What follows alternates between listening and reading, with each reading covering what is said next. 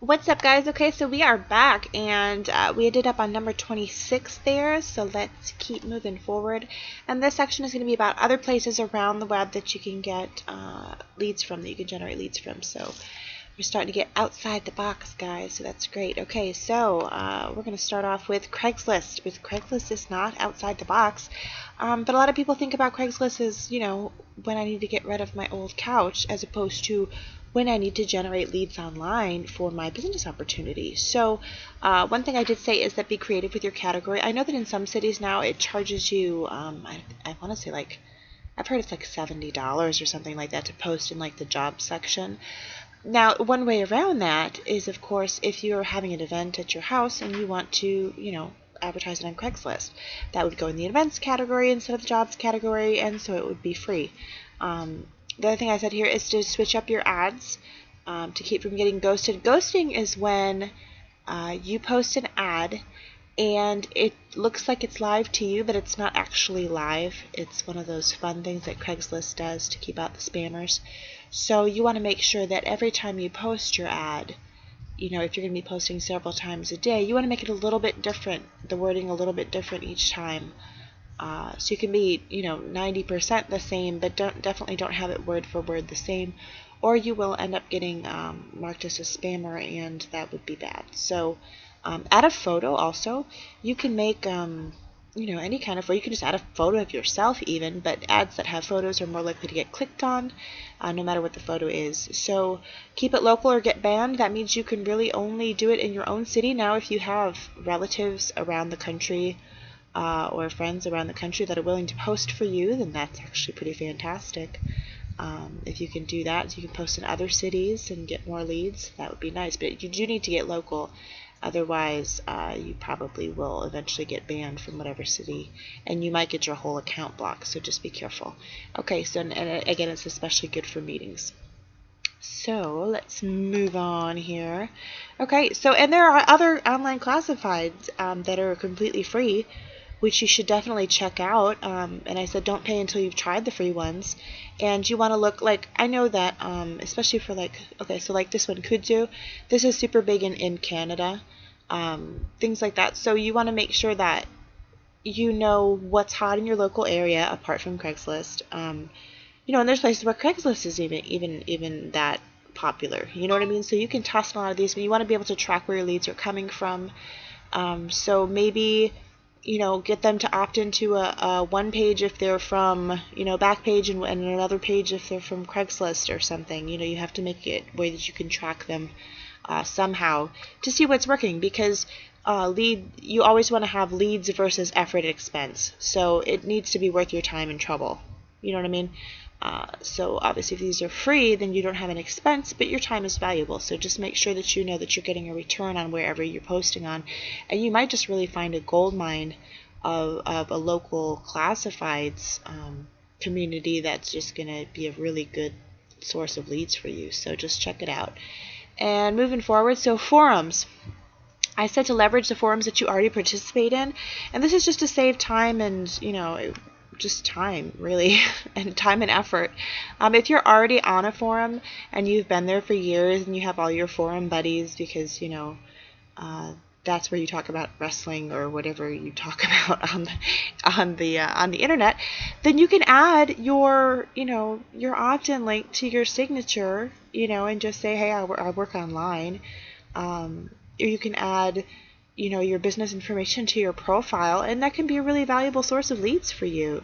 You don't want to be that guy that just comes into the forum like, hey, I'm new, check out all my links. You don't want to be that guy, because that guy is not going to get any good links. Plus, it's also, it's just bad internet karma. You don't want to do that. If you go to the wrong forum with that kind of stuff, it can get really nasty, so don't do that.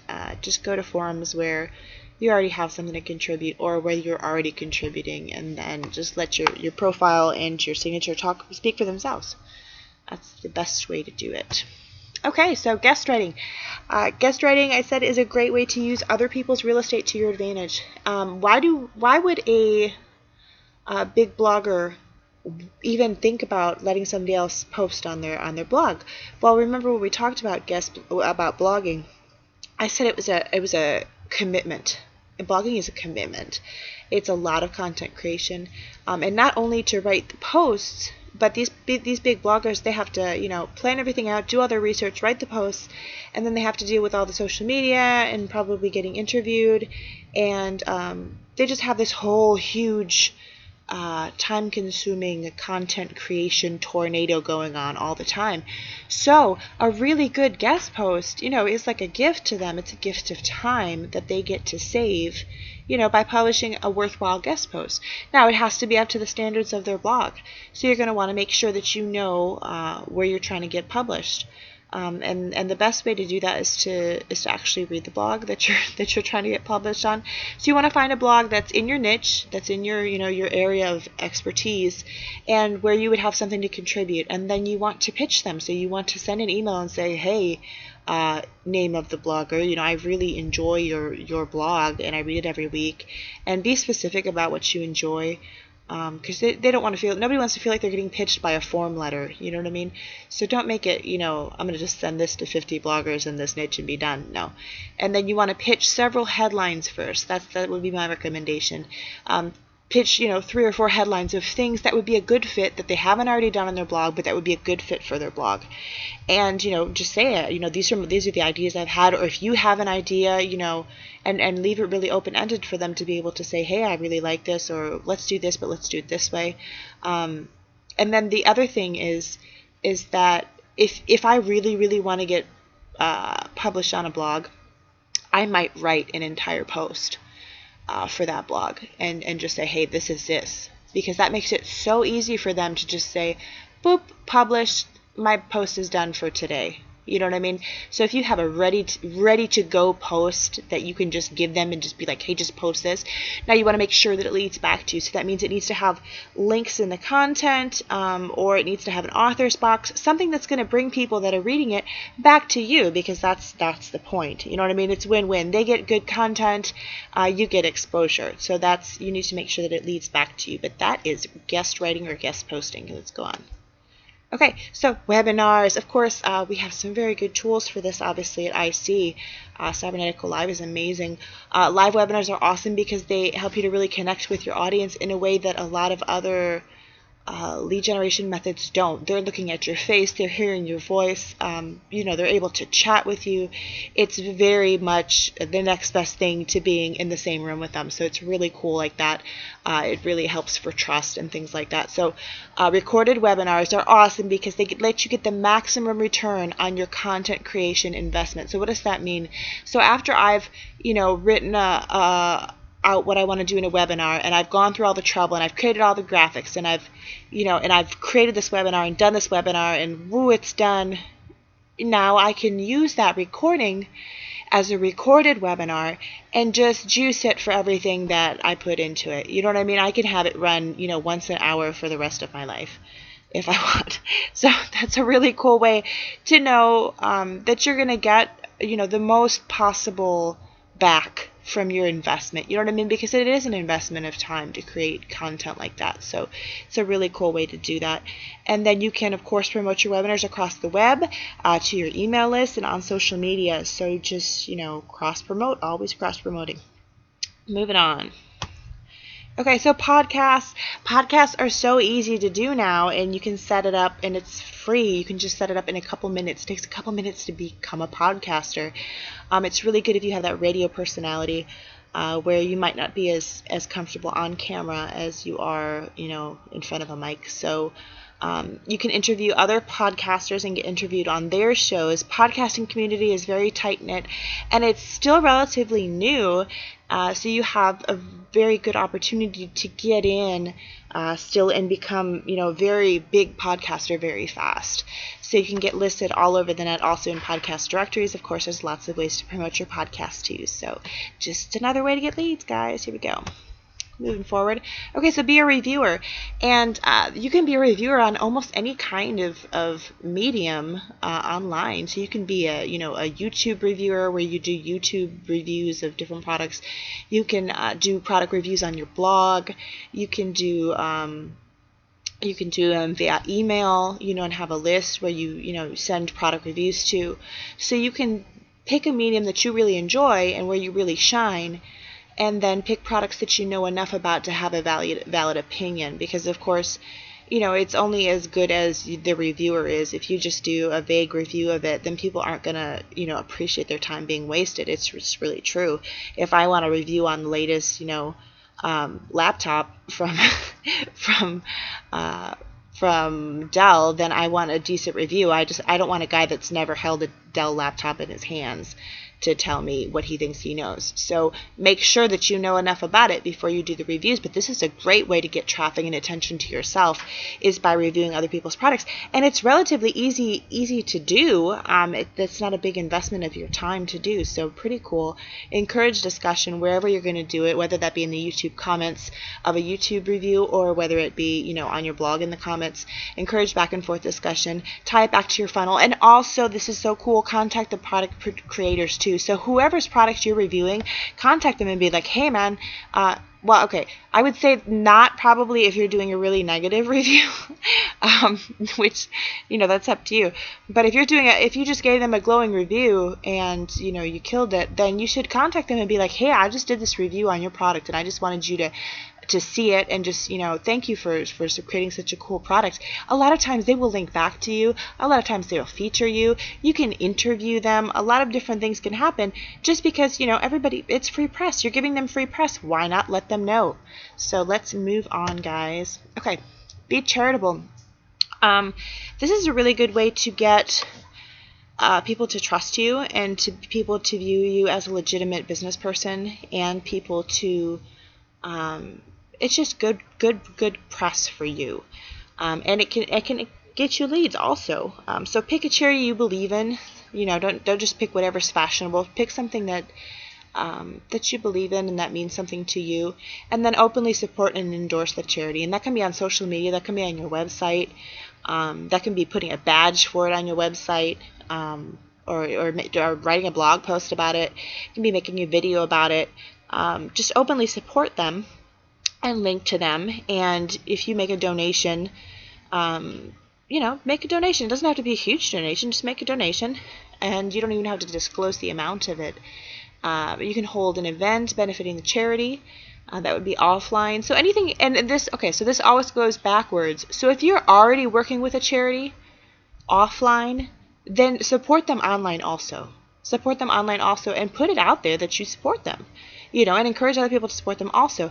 Because not only are you getting in touch with other people that are interested in the charity, so that's a whole other market of people, other people that are obviously like-minded because they support the same charity as you, that you're going to be able to network with. So that's good stuff. Okay, so yeah, good PR bolsters trust, lends legitimacy to your business, and yeah, the links from a charity are just really, really awesome for SEO, by the way.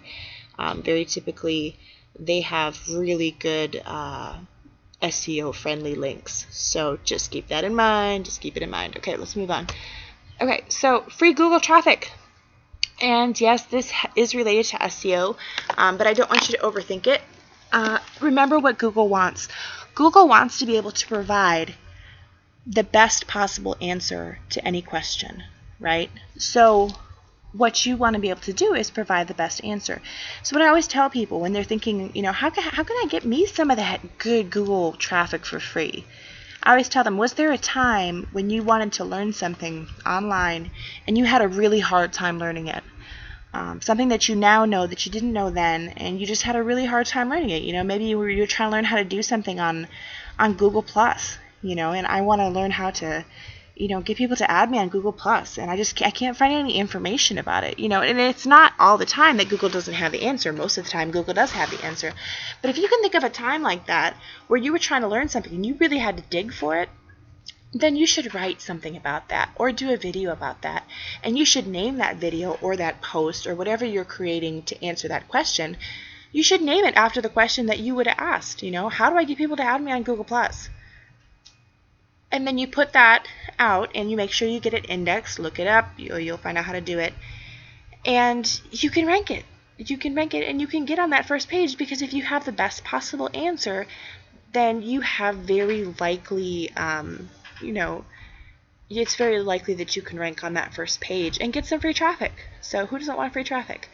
And so having the best answer is one thing. The other thing I said is be Wikipedia. And Google loves Wikipedia. And why do they love Wikipedia? Because Wikipedia answers, Wikipedia gives a ton of information on any topic.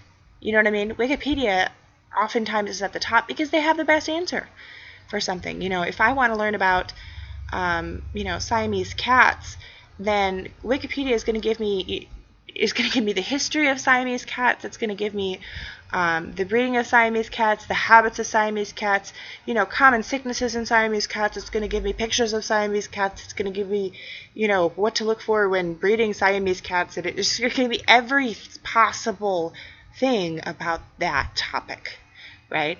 And that's what Google loves. Google loves where I don't have to go anywhere else because it's all right here, baby. It's all right here on this Wikipedia page, right? Like everything I could possibly want to know is right here. So if you're going to give an answer to something, make it a Wikipedia page. Think about all the other follow-up questions that person could have, including the question that you're answering originally, and just put it all in there. Put it all in there. If you're going to do a video about it, make sure that you make a really healthy, hearty description in the text, so a text description also with your video, to make sure that Google knows that you have the best answer to that question, and then take the low-hanging fruit. So don't try to answer, what is the meaning of life? Don't try to answer how to get leads on Facebook, because those are really saturated. If you go to look up those questions on Google, you're going to find 3 pages of good answers. So look for one that doesn't have what you're looking for and then create it. That's the whole point. So not to overthink it, guys. Here, let's move on. Okay, so paid Google traffic or Bing traffic. This is not something that you should do lightly. This is not a decision that you can just be like, hey,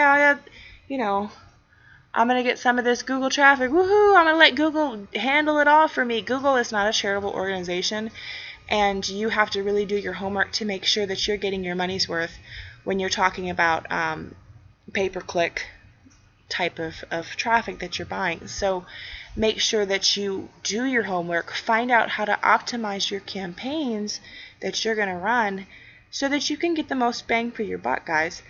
Set a daily cap that you can live with, because you don't want to wake up one day and be like, oh my gosh, I owe Google thousands of dollars. Don't do that. And then skip the network display, the display network to start with, which is what I always tell people, because it's just a little bit more dicey. It's more of a it's more up in the air whether it's going to be worth your while. And then just test and test and test. So it's not something that you can just set it and forget it and just be like, oh, this is all set up perfectly now, and I'll just go on with my business and just keep paying this Google bill. No, this is something that can change, drastically in a short amount of time. So it's something that you have to actively manage, and you can make a lot of money and get a lot of leads from paid traffic for very little money if you do your homework and you do it the right way. So just make sure that you know the time that's going to be invested in this, and it's something that you have to learn. It's a definite skill that you need to invest some time in. So let's move on here. Okay, so get some free press. Okay, this is really cool. If you register on helpreporter.com, you'll start getting you can sign up for different expertise. You can give them a little bit of information about what your areas of expertise are, but basically this is a site where reporters go to find expert sources that they can cite in content that they're creating. So if they're writing about the real estate market in Western Virginia, and you happen to live in Western Virginia and used to be a real estate agent, then hey, guess what? You can get your name in the newspaper, or on Reuters.com, or on a lot of really cool places, and that can be something that comes back to you. So that's leads, and it's exposure, and it's also becoming an authority in your field, which is huge for trust and conversions and things like that. So being an authority is where you want to be. You want to be the authority in your field, and this is one really cool and free way to do it. I mean, notifications right to your inbox about people that might want to talk to you and give you free press. You just got to be all over that. So I think I'm going to cut it off here, guys, and we'll do the last 10 in the next video here. So I hope you are enjoying so far. Let me see this next.